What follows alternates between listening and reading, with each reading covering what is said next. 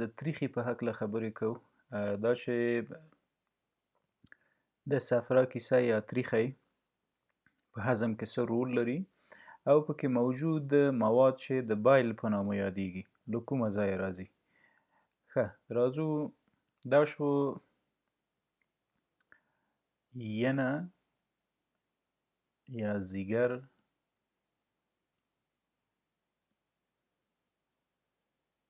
دا هم انفیریر سرفیس د ینې ده،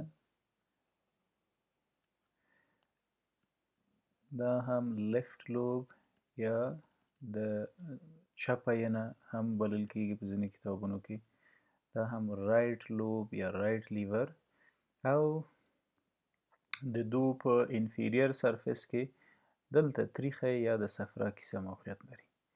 تریخی د سیستیک ډکټ په واسطه پورته د هیپاټیک ډکټ سره نښلي او لاندې هم د کامن بایل ډکټ سره نښلي. هیپاټیک ډکټ او کامن بایل ډکټ په دې د اناټومیک پارټونه دي او په دې هکله خبرې کوو. ښه، دا زموږ لیور یا ینه ده. لیور دوه لوبه لري، رایټ لوب او لیفت لوب.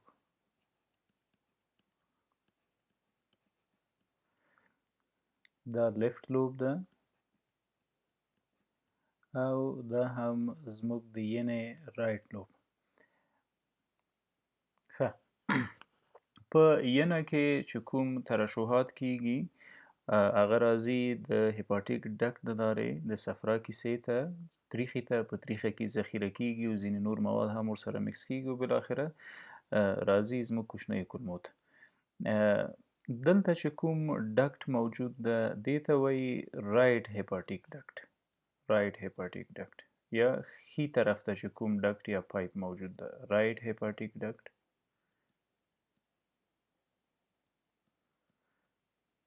او کوم ډکټ یا پایپ چې په چپه ینه کې یا لیفت لوب طرف ته موجود ده هغه ته لیفت هیپاټیک ډکټ وایي. لیفت هیپاټیک ډکټ په رایټ او لیفت هیپاټیک ډکټونو کې د ینې نه بایل یا هغه مواد چې په صفرا کې ذخیره کیږي راځي او کامن بایل ډکټ ته، کامن هیپاټیک ډکټ ته. کامن هیپاټیک ډکټ هغه ډکټ ته چې رایټ او لیفت هیپاټیک ډکټونه پکې یو ځای کیږي او دوام ته یې کامن هیپاټیک ډکټ وایي. کامن هیپاټیک ډکټ بالاخره د سیستیک ډکټ په واسطه له تریخي یا د صفرا کیسې سره یو ځای شوی ده، سیستیک ډکټ. ښه، او سیستیک ډکټ نه لاندې بالاخره دې ته سی بی ډي یا کامن بایل ډکټ هم وایي، کامن بایل ډکټ، کامن بایل ډکټ. راځو دغه صفرا کیسه یا تریخی زوم کوو او دغه ځای کې جلا سره رسمو. دا شو زموږ رایټ کامن هیپاټیک ډکټ، دا شو سیستیک ډکټ. سیستیک ډکټ داسې بالاخره د صفرا د کیسې سره نښتی ده او لاندې له سیستیک ډکټه سی بی ډي موجوده ده. ښه، د صفرا کیسه یا تریخی دې ساحې ته یې نیک یا اورمیږ یا غاړه وایي، نیک آف ګال بلډر.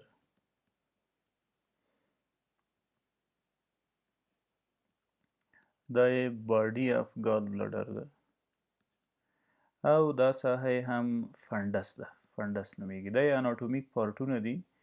تریخی په دریو اناټومیکو بخشو ویشل شوی ده، نیک دا ساحه او باډي او فنډس دا ساحه ده. په منځ د صفرا کیسه کې بایل سټور کیږي. په دې بیا غږیږو چې بایل یعنې څه او کوم کوم مواد په بایل کې موجود دي. فقط وظیفه د صفرا کیسې د دغو موادو ذخیره ده. کله چې خواړه وخورو او د هضم دپاره دا مواد ضرورت شي نو بالاخره داسې راځي بې ډکټ ته او له دې ځای نه سیده راځي ډوډینم یا وړو کولمو ته. هلته بالاخره بیا خپل د هضم ټوله پروسه مخته بیایي. ښه راځو دې ته چې په داخل د لیور کې یا ینه کې یا ځیګر کې یا لړمون کې کوم ترشحات کیږي چې هغه بیا بالاخره د بایل په نامه باندې راځي لاندې. ښه دا شوه د ینې یو سکیچ یا ډایاګرام. دا یې هماغه انفیریر سرفیس چې بالاخره د خپلو ډکټونو په واسطه د صفرا کیسې سره یوځای کیږي. زموږ په ینه کې څه جوړیږي؟ کولسټرول زموږ په ینه کې جوړیږي. تاسو به یې حتما نوم اوریدلی وي، کولسټرول یا شحم.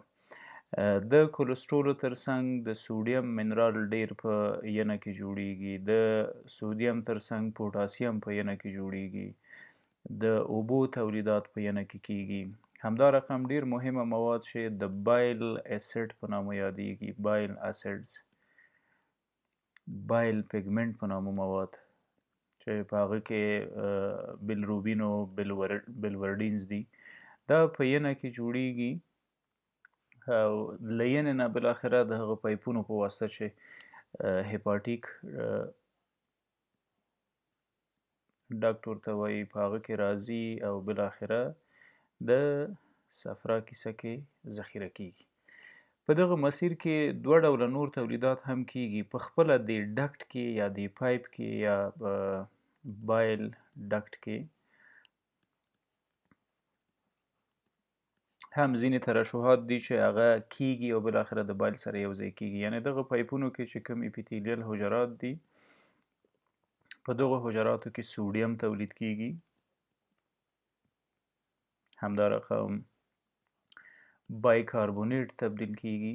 ډیری وخت دغه سوډیم بایکاربونیټ سره یو ځای شي، سوډیم بایکاربونیټ، او انټیسپټیک خاصیت لري. که چیرې له کولمو نه احیانا کوم پرازیت، کوم جراثیم له دې لارې پورته را روان وي تریخي ته یا ینې ته، نو د دې انټیسپټیکو په واسطه له منځه ځي. په دې پایپ کې د سودیم او د بایکاربونیټ ترڅنګ اوبه یا H2O هم تولید کیږي او دا هم بالاخره راننوځي او راځي د صفرا کیسې ته. کله چې بایل دا مواد ټول د صفرا کیسې ته راورسېدل، په د صفرا کیسه کې ذخیره کیږي. یو څه مواد په داخل د صفرا کیسه کې هم ورسره یوځای کیږي، یعنی د میوسین په نامه مواد د تریخي نه ترشح کیږي او دا هم راځي په بایل کې یوځای کیږي. میوسین د لګزټیو خاصیت لري، یعنی کله چې د بایل سره یوځای شو زی کولمو ته او په کولمو کې لګزټیوز یا د قبض ضد خاصیتونه لري. لګزټیوز ډک امتیاز نه پرېږدي چې په کولمو کې ونښلي. دا مواد د تریخي نه یوځای کیږي. همدا رقم تریخی صلاحیت لري چې سوډیم جذب کړي له خپله دیواله. همدا رقم صلاحیت لري چې بایکاربونیټ جذب کړي. همدا رقم صلاحیت لري چې اوبه جذب کړي. چیرته یې جذب کړي؟ د وینې جریان ته یې جذب کړي، بلډ سرکولیشن. ښه بعد له دې بالاخره د دې پایپونو په پایپ په واسطه باندې راځي وړو کولمو ته کوم مواد، دا کوم چې د تریخي په منځ کې ذخیره دي. دا زموږ وړه کولمه لومړنۍ برخه یې ډواډینم ده. کله چې غذایي مواد موږ وخوړل راغلل معدې ته، له معدې نه بالاخره راننوتل وړو کولمو ته. وړو کولمو کې یو څه هضم د بایل په واسطه کیږي. کله چې خواړه راورسېدل وړو کولمو ته، د تریخي عضلات کنټرکشن یا تقلص کوي او دغه مواد له خپله ځانه راوباسي او سیده یې راولي په خوراکي توکو یې شیندي.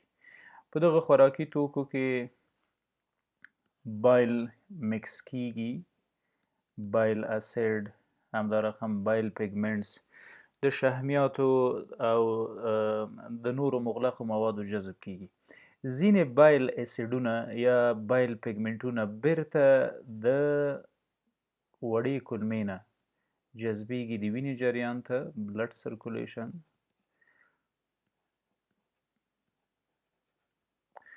د وینې کوم جریان چې د مواد له کولمو نه جذبوي هغې ته وایي پورټل سرکولیشن. پورټل سرکولیشن بالاخره سیده ځي بیرته ینې ته. پورټل سرکولیشن راځي د پورټل وین په واسطه او زموږ ینې یا ځیګر ته. ځکه خو دغه حالت ته پورټل سرکولیشن یا جریان وایي. دغه بایل اسیډونه چې راغلل کولمې ته د هضم دپاره ځینې هضم کوي او کیمیاوي مواد دي، ترشحات دي چې د خوړو د هضم او د جذب سبب ګرځي. د جذب په پروسه کې بایل اسیډز بیرته راجذبیږي او راځي ینې ته. کله چې ینې ته راورسېدل نو بیا دلته ورته ویل کیږي سیکنډري بایل. سیکنډري بایل. راځو مفصلا د بایل په سټرکچر باندې خبرې کوو چې دا څه رقم مواد دي او کوم وظایف سرته رسوي. مخکې مو وویل چې په ینه کې د بایل په نامه مواد ترشح کیږي او د صفرا په کیسه کې ذخیره کیږي. بایل که وڅېړو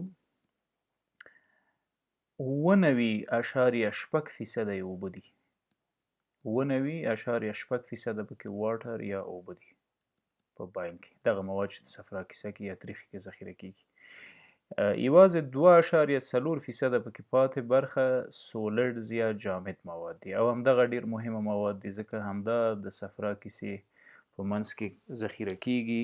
په مختلفو وختونو کې چې ضرورت شي صفرا له کیسې ترشح کیږي او راځي خپله وظیفه په کولمو کې سرته رسوي. دغه 2.4% جامد مواد په بایل کې که وګورو نو ارګانیک مواد دي، عضوي مواد او غیر عضوي دي. ارګانیک او غیر ارګانیک یا ان ارګانیک یا غیر عضوي مواد ان ارګانیک. په ارګانیکو موادو کې بایل موجود ده، بایل اسید. بایل اسید چې په ده کې کولیک اسیدز دي، ټاریک اسید دي چې د هیپاټوسایټ په واسطه باندې ترشح کیږي. همدا رقم بایل پیګمنټس دي پکې. بایل پیګمنټ دغه شین رنګ د صفرا د کیسې یا د تریخي د محتویاتو چې کوم ده هغه د دې پیګمنټونو په واسطه جوړ شوی چې بیلروبین او بیلوردین په نامه یادیږي. اکثره چې مریض زیړی شي نو دغه مواد د وینې جریان کې زیاتیږي او په سترګو کې تک زیړ رنګ غوره کوي ځان ته. د بایل پیګمنټ ترڅنګ په دو کې کولسټرول مهمه مواد دي. کولسټرول تاسو به حتما نوم اورېدلی وي. کله چې دغه کولسټرول له حده زیات ذخیره پاتې شول په تریخي کې بالاخره بیا د تریخي د کاڼي سبب ګرځي. همدا رقم د میوسین په نامه عضوي مواد دي. میوسین چې خپله د صفرا د کیسې نه ترشح کېدل. د میوسین ترڅنګ د لسیتین په نامه یا لثیتین په نامه کوم انزایم چې ده دا د شحمیاتو یا د غوړیو دغه سبب ګرځي، هضم سبب ګرځي. دا موجود ده په د صفرا کیسې په محتویاتو کې یا په صفروي مایع کې. په غیر عضوي موادو کې ډیر مهمه سوډیم، د سوډیم منرال ده، همدا رقم د پوټاسیم منرال ده، د کلوراید منرال ده، همدا رقم بایکاربونیټس دي چې مخکې مو هم ورته اشاره وکړله. دغه مواد په بایل کې موجود دي. د هیپاټوسایټ یا د ینې له حجراتو نه ترشح کیږي. راځو هیپاټوسایټ څه ته وایي. که موږ د ینې دغه ساحه واخلو او زوم یې کړو، دلته یې د مایکروسکوپ لاندې وګورو، په ینه کې موجود کوم حجرات چې دي هغو ته هیپاټوسایټس وایي. هیپاټوسایټ دغسې یو شکل لري. هیپاټوسایټس هره حجره په خپل منځ کې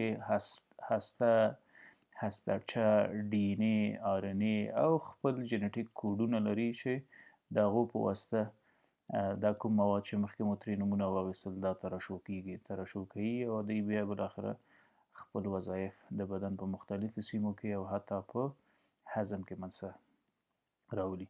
دا هیپاټوسایټس دي. هیپاټوسایټس هغه حجرې دي چې د هغو له یو ځای کېدو نه زموږ ینه یا لړمون یا ځیګر جوړیږي. د هر هیپاټوسایټ ترمنځ د کانالیکولای په نامه فاصلې موجود دي. هپاټیک کنالیکولای ورته وایي. دغه کنالیکولای که واخلو زوم یې که دلته یې وګورو، په کنالیکولای کې یو وین موجود ده، پورټل وین، یو پورټل آرټري موجوده ده او بل هپاټیک ډکټ موجود ده.